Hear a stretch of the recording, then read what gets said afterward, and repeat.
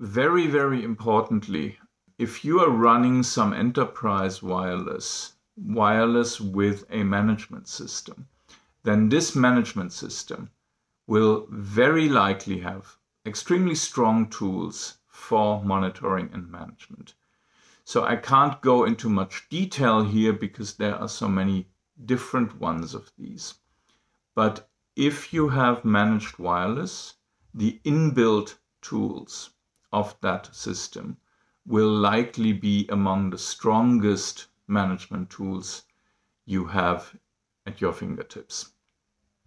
The existence of such tools in itself is a strong reason you want to use managed wireless rather than home user equipment. Of course, it comes with a price tag. We talked about that in other units. Here's one example. That's a dashboard of a UniFi system. And these dashboards, you find them in any managed wireless system, enterprise wireless, will give you quick overviews of activity and, of course, first hints at problems you might have in the network. You will be seeing if an access point drops out or all of a sudden the traffic on a certain part of your network looks unusual or collapses or anything.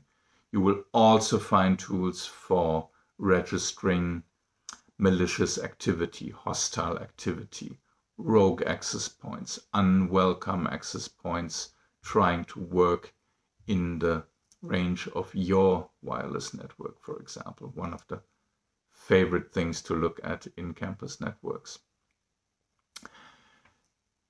I mentioned the log files, and just a reminder here, looking at log files and being good at analyzing log files is extremely important, and that includes clients as well as infrastructure. One of the strongest things you can have is actually the client logs when, say, you have a certain part of your wireless network which is seen as weak or not functioning properly. Go there with client devices and look at the logs of these devices.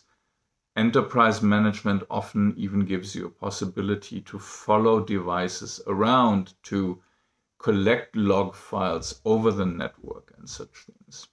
So logging and understanding log files is essential in all of this. The picture I'm showing here is a graphical representation of something quite simple. It's just the number of people on certain access points collected from a campus network, in this case my own university.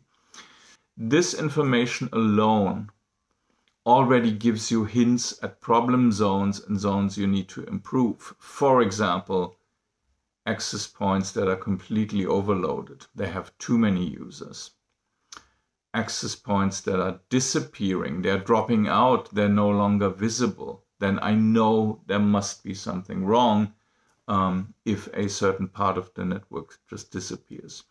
So even quite simple data in a good graphical presentation mode can give you some very intuitive first ideas where things might be wrong and what you need to look at in more detail. The tools we're using for collecting, storing, and visualizing such data are very, very similar to tools we'd be using in Internet of Things networks.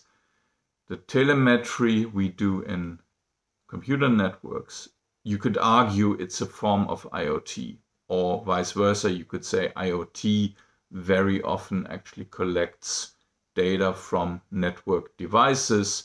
So there's an overview between looking at general things, whatever they might be, sensors, whatever, and network devices.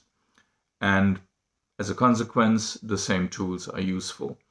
IoT data stacks, and we're often presenting the so-called TIG stack, Telegraph, Influx, and Grafana. Telegram for collecting data. There's other possibilities. Node-RED, for example, is one of them. Your self-written scripts can also be tools for that. MQTT might be used. So a tool for collecting data, organizing the ingress of data. Influx is a time series database storing the data, and we're using a time series database because the nature of our data is here that they come in time series. Like we're monitoring a development over time. So time series database are well suitable for that. And then Grafana, another free and open software tool for visualization and analytics. Again, there are other tools. These are just examples. And the beauty of this is that you can actually replace certain parts with others if you prefer these. Like what I'm showing here as Telegraph, Influx, Grafana. If you prefer Node-RED, use Node-RED for organizing the data flow into your system. If you prefer a classical SQL database instead of a time series database, do that. You can move the parts around at your free will.